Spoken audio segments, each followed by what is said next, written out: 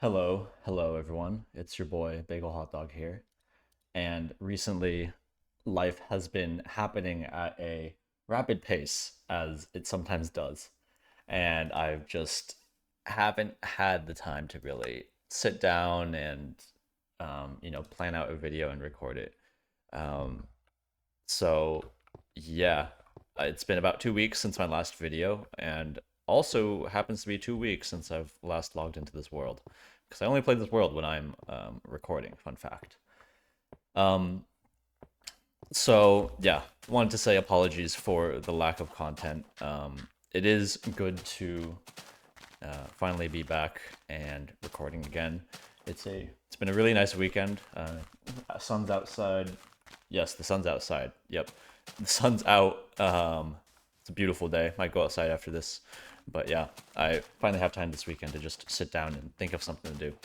And the reason I have an idea now is because of you guys. Because I looked at my Google form, which is linked down in the description, and there was um, a submission or a reply to my Google form, and it gave me a video idea. So I figured I'd record it and talk about it because it was something I haven't thought of before. Um, but yeah, as usual, like, subscribe if you like my videos, and means a lot. Appreciate all the support. So the response that I got to that Google form, it was a very short one, very simple, kind of very what was I gonna say? A very simple, open-ended topic, and that topic was actually wait. I'm gonna do. Maybe I'll have a minecart at some point on that side, so I'll just leave this like this for now. Um, Very simple topic. It was about FOMO. So the reply to the Google form was fear of missing out. Just graduated and feel like I've missed out. So for those who don't know, FOMO stands for fear of missing out, and it's like a weird psychological sort of tendency that we as humans have. I have absolutely had FOMO previously in my life. I still do. I think many of you all have probably felt in like a similar way about various things in your life. So I guess simply put, I guess a good example of FOMO, because I think FOMO is best described through an example. Say you are, I don't know, on Instagram or something, and you're scrolling through your stories, and you're sitting at home. It's a weekend. You're not doing anything. You're just kind of checking up on social media and doing all that, and you see some of your friends, some of your close friends, and they're posting on their stories, and they're like on vacation somewhere in like the, I don't know, like Hawaii or something, someplace really nice. And here you are sitting at home on your couch. You're not necessarily having a bad day, but you're also not in Hawaii. So um, you're sitting there scrolling through their stories, and you're like, damn, they are having so much more fun than me. I wish I was doing what they're doing. It's basically that feeling of like, oh, there's a cave here. Okay, cool. That feeling of like, I could be doing more right now, right? Um, I'd say it's a very common feeling. I feel like we as humans often feel inadequate in many different aspects of our life, and I think having experiences and feeling like we're being left out is a big sort of part of where that feeling comes from. Um, so yeah, that's essentially what FOMO is. So back to the Google form submission. Um, Again, it was a very open-ended sort of question, very much so like, uh, I guess there's a lot to think about, or a lot to consider, I should say, about what this person might have been referring to, because this person just said fear of missing out in general, but they did mention that they have just graduated. So I assume you're graduating from some form of higher education, be it university or any other sort of college level education. So first of all, congrats. That's no easy feat. Very proud of you. But I get where this feeling comes from. Because I am, I call myself a recent grad, but really it's not that recent anymore. I graduated 2 years ago now, pretty much. I graduated in May of 23, and it's currently May of 25. So it's been a while since I've actually been in college. But I definitely get that, like, post graduation sort of, almost like post graduation depression, right? Because you're going from this time of complete freedom and, um, I guess like you're not really burdened by any responsibilities, right? Like you have one thing that you do, and it's school, but everything else is kind of up to you. Like you're just living life. Um, Also, I probably want to make a iron pickaxe, but whatever. I don't have iron. So if this person is graduating, I think it's safe to assume that maybe, if you are this person, maybe you're feeling like that you should have done more in college. Maybe, I don't know, maybe you feel like you should have, like, gone to more parties. Maybe you feel like you should have made more friends. Maybe you feel like you should have talked to that one girl in that one class that, or girl or guy in that one class that you didn't end up talking to. Point is, I think there's a lot that you miss out on every single day. And I think it's only when you start thinking about them that it really starts getting in your head. So let's talk about, I guess, the college experience, right?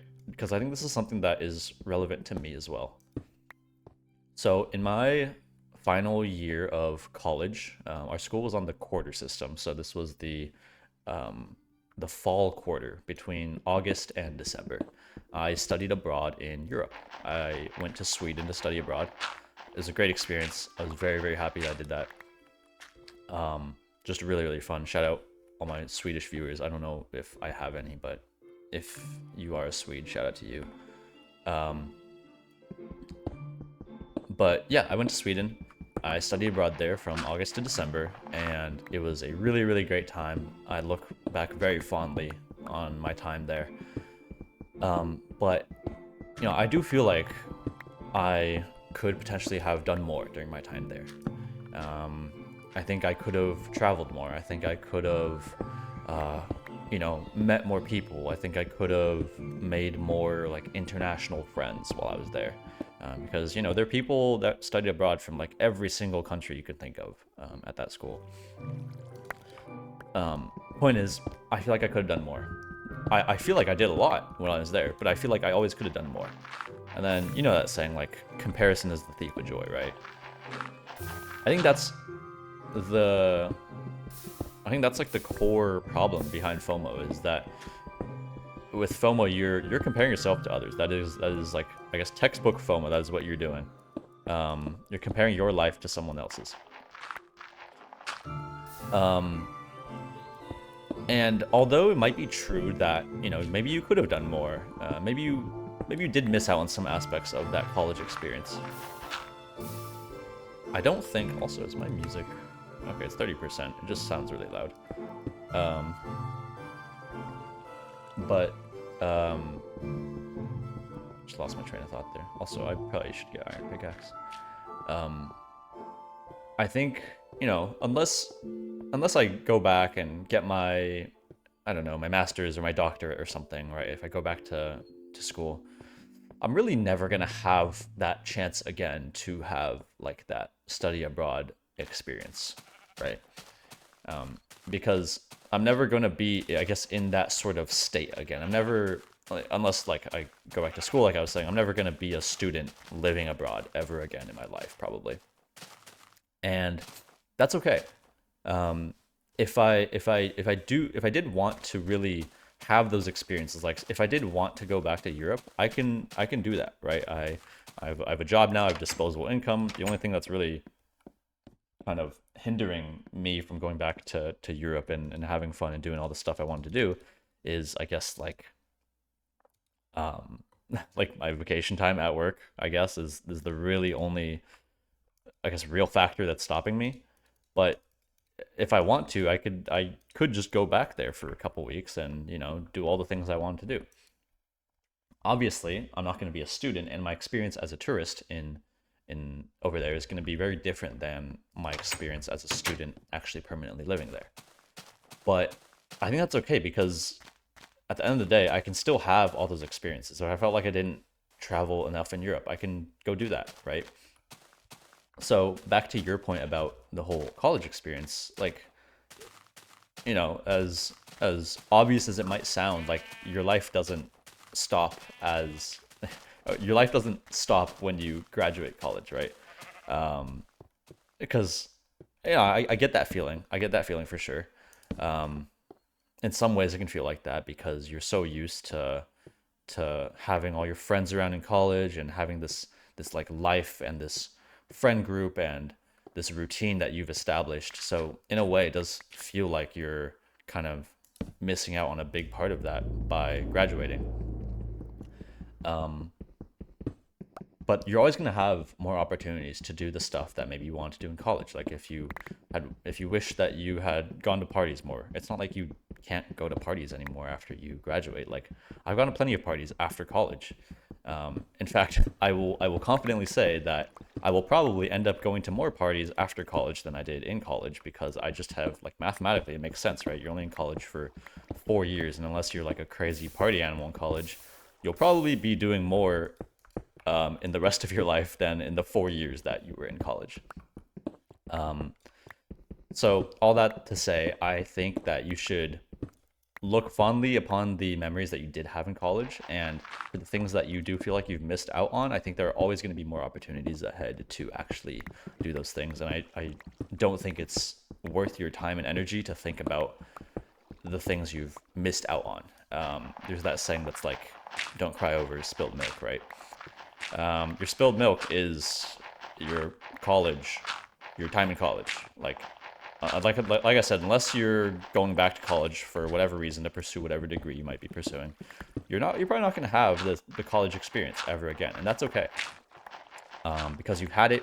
I'm sure you did fun things while you were there, and um, you made great memories. So yeah. And then more on the, I guess, psychology side of FOMO. I am by no means a expert in psychology.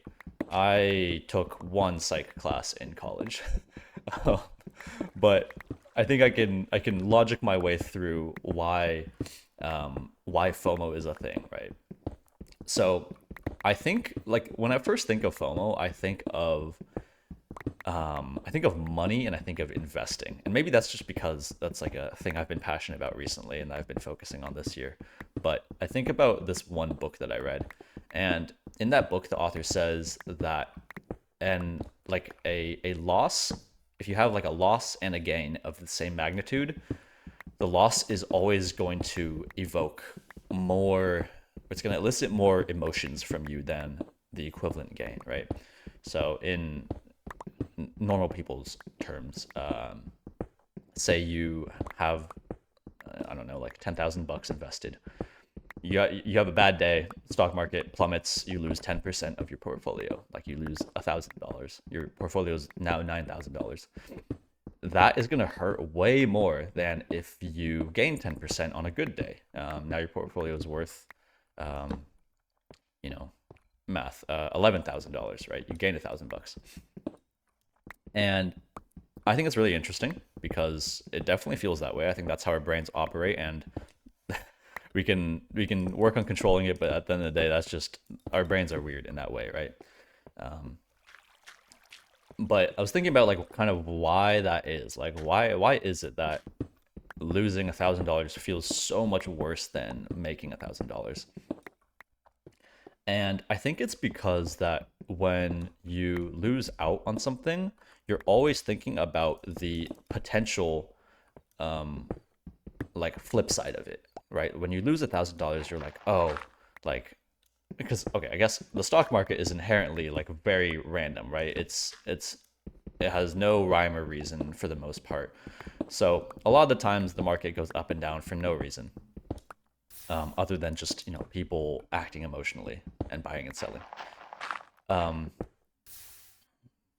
That's very satisfying. Um, so when you're losing that $1,000, you're always thinking like, man, what if I instead had gained $1,000? Like, how much better would I have felt?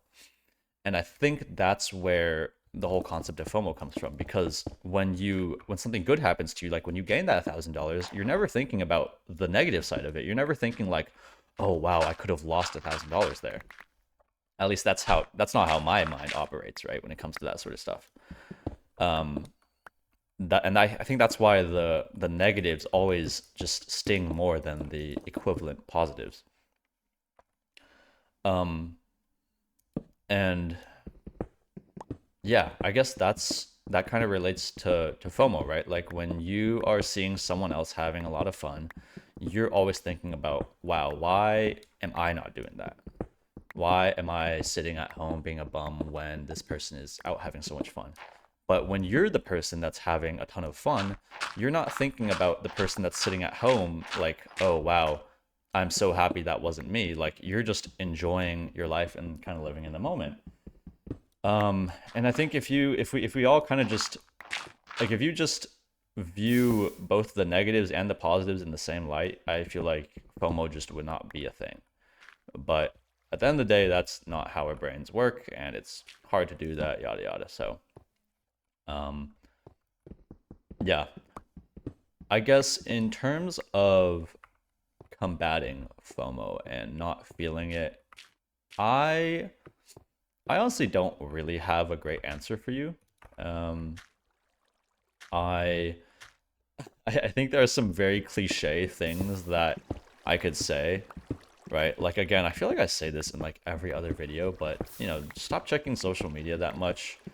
At the end of the day, you're living your own life. You don't want to be living through someone else's stories and all that. Like it's cool to like check up on them and be like, "Oh wow, my friend's doing some really cool stuff," but you definitely don't want to be, "Oh, okay." Um you don't want to be like super I guess attached or like emotionally invested.